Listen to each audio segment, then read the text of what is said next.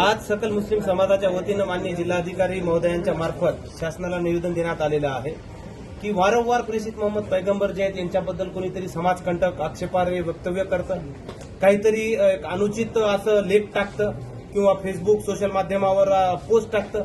यामुळे होत असं आहे की दोन समाज दोन धर्माची लोक समोरासमोर येत आहेत, समाजामध्ये विकोप वाढत आहे, धार्मिक तेढ वाढत आहे. आजच्या या मोर्चाच्या माध्यमातून या निवेदनाच्या माध्यमातून आमची प्रशासनाकडे ही मागणी आहे की अशा समाजकंटकावर कारवाई करा आणि समाजाचा आणि जे एकूण वातावरण आहे हे गढूळ होऊ नये, धर्माधर्मात तेढ निर्माण होऊ नये आणि समाज हा एकोप्याने राहावा. 18 पगड जातीचा आपला हा समाज आहे, छत्रपती शिवरायांचा हा महाराष्ट्र आहे. पूर्ण भारतामध्ये 18 पगड जातीची लोक राहतात.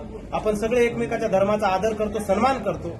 त्याही पद्धतीने या समाजकंटकांनी इस्लामच्या सुद्धा प्रेषित पैगंबरांचा आदर करावा. एक वेळ आदर नाही केला तर चालेल, पण कमीत कमी त्यांची विटंबना होऊ नये ही दक्षता घ्यावी आणि समाज निकोप राहावा ही आमची एक प्रांजळ भावना आहे. यासाठी आम्ही आज निवेदन दिलेलं आहे.